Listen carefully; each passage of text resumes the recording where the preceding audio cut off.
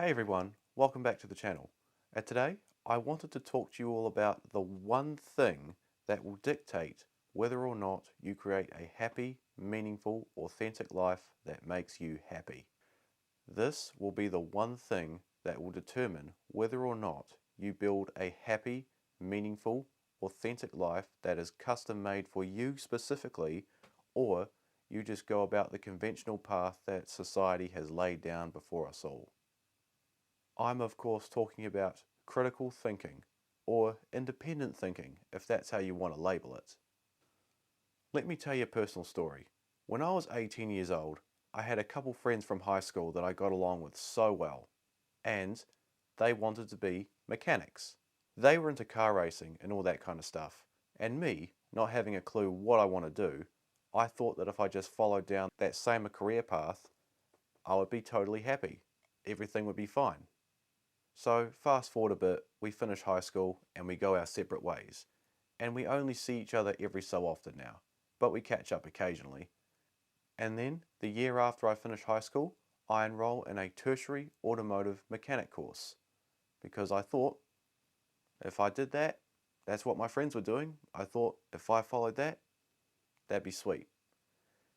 But halfway through the course, I'm having doubts.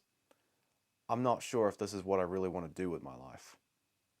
But even though I'm having these doubts, I don't just quit, I finish the course and follow through all the way to the very end. And then a year later, I land a job as an apprentice diesel mechanic because I thought, why not take these automotive abilities and apply it to being a diesel mechanic? I'm thinking, it's a good job, and it is.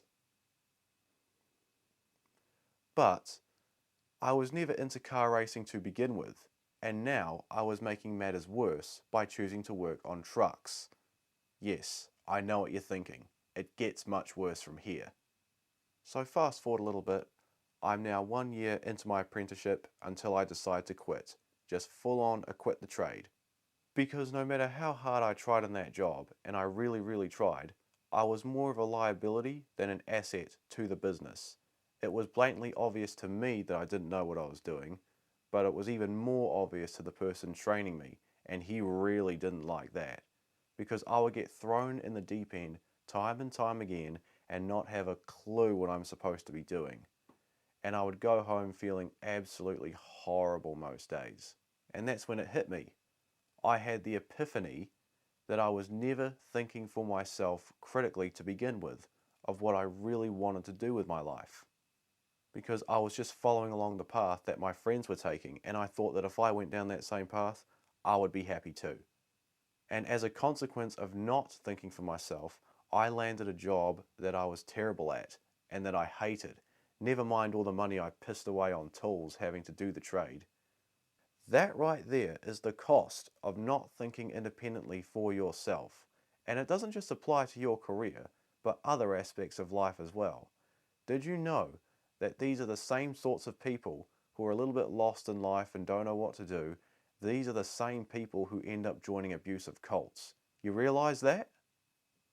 Or how about the example of voting for a candidate just because you like their personality, because it's family tradition to be voting for the same party all the time? And at that point, you're not thinking about how their policies could affect the nation around you.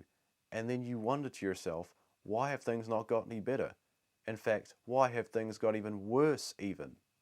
And any other examples that I can give you about the fallout of not thinking independently for yourself all just boil down to ideology, dogma, and groupthink and being trapped in your own worldview. Ever since I started thinking independently for myself, my life has become so much more enjoyable. I've been able to excel at Toastmasters, have an awesome YouTube channel, and develop an insanely high passion for martial arts, which I thoroughly enjoy. And all this is not for the end result of being successful, making a bunch of money, and getting a bunch of crap and validation from other people. No.